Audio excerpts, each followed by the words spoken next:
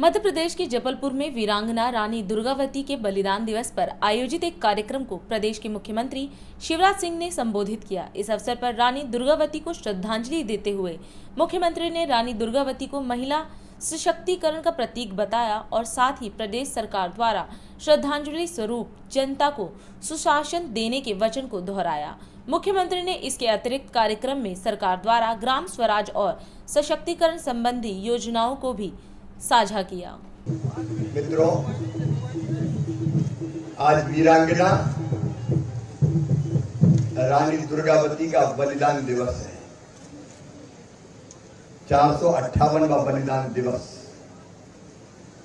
मैं अपनी ओर से और राज्य की 8.5 करोड़ जनता की ओर से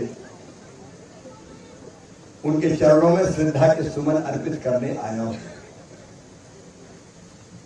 वीरांगना रानी जिन्होंने अकबर की अधीनता स्वीकार नहीं की, अपने सेनापति और सेना के साथ पूरी वीरता से लड़ी रानी,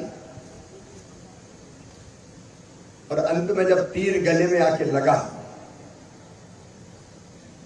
तब किसी विधर्मी का हाथ उनके शरीर को ना छू पाए, इसलिए स्वयं अपनी तलवार अपने शरीर पे भोंक के उन्होंने बलिदान दिया।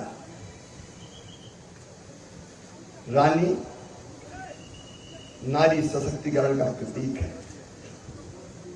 रानी स्वाभिमान का प्रतीक है। रानी ने कभी गुलामी स्वीकार नहीं की। वो वीर थी, वीरांगना थी, कुशल शासक थी, लेकिन जैसा राज उन्होंने चलाया वो भी अद्भुत था। विशेषकर पानी के प्रबंधन का जो काम उन्होंने किया, अकेले जबलपुर में 52 तालाब बनाए, 84 तलैया बनवाई। उस जमाने में जब नर्मदा जी बहती थी, पानी की इतनी शायद कमी नहीं होती होगी, लेकिन तब भी रानी की दूरदृष्टि देखिए।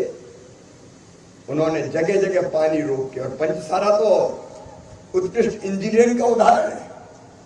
एक तालाब उसके नीचे भर जाए तो दूसरे तालाब में पानी जाए, दूसरे में भर जाए तो तीसरे तालाब में पानी जाए। उनका जल प्रबंधन अद्भुत था।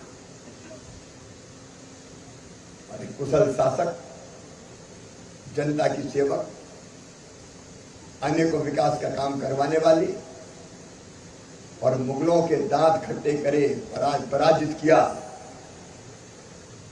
और अंततः बलिदान हो गई।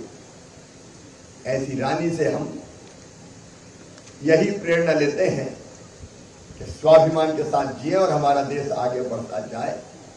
उनके चरणों में मैं प्रणाम करता हूं। रानी दुर्गावती जी के बाद जल के प्रबंधन पर अगर सर्वाधिक ध्यान दिया तो प्रधानमंत्री नरेंद्र मोदी जी ने दिया। अभी तय किया कि हर जिले में आजादी के 75वें वर्ष में एक जिले में 75 तालाब बनना चाहिए, अमृत सरोवर। वो बनाने का काम हमारा जारी है। आज यहां श्रद्धा सुमन अर्पित करने के साथ, क्योंकि समाधि स्थल का विकास हो, एक नहीं वो अनेकों काम यहां किए गए हैं, आगे सोचे भी हैं। रानी ताल जैसे जो सरोवर रानी ने बनवाए थे, उनका जीर्णोद्धार, सौंदर्यीकरण, उसका काम भी किया जा रहा है। और दूसरी प्रेरणा हम रानी से ये लेते हैं कि हमारे वो भाई बहन जो विकास की दौड़ में पीछे रह गए हैं, उनको सुशासन देके सबके साथ लाने की कोशिश करना। और इसलिए हमने पेशा एक्ट लागू करने का फैसला किया जनजातीय भाई बहनों के लिए। हमने सामुदायिक वन प्रबंधन का अधिकार देने का काम किया, वो शुरू है हमारा। अभी मैंने परसों ही बैठक करके ये तय किया कि तेंदुपत्ता तोड़ के सरकार क्यों ले जाए। अभी हम 5 ब्लॉक में शुरू कर रहे हैं, 5 जिले के 5 ब्लॉक में ग्राम सभा ही तेंदुपत्ता तोड़े और वही तेंदुपत्ता बेचे। और वो ही तय करें कि कितनी मजदूरी देनी है, पैसे का क्या काम करना है। वनोपज पर भी हम अपने जनजाति और जंगल में रहने वाले बहनों और भाइयों को अधिकार देने का काम कर रहे हैं। एक नहीं, वैसे तो अनेकों योजना हमने ये भी तय किया कि इमारती लकड़ी अब कट के आएगी और बिकेगी, मतलब औपचारिक आधिकारिक रूप से सरकार जो तय करती है, उसकी 20% राशि वो भी हमारे जनजाति भाई बहनों वन समितियों को दी जाएगी। तो वनोपज में उनका अधिकार देने का अभियान और उनकी जिंदगी बेहतर बनाने का अभियान हमने चलाया हुआ है। गरीब इज्जत से जिंदगी जी पाए, इसलिए रोटी कपड़ा मकान पढ़ाई लिखाई दवाई और रोजगार का इंतजाम ये हमारे प्राथमिकता के विषय है।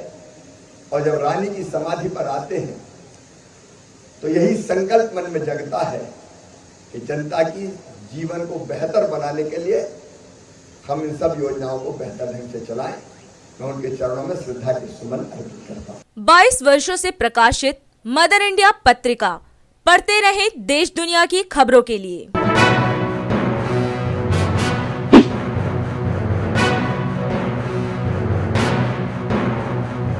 26वें वर्ष में आपके लोकप्रिय समाचार पत्र इंडिया दर्पण का प्रवेश। आप देखते रहे अपने क्षेत्र की खबरें।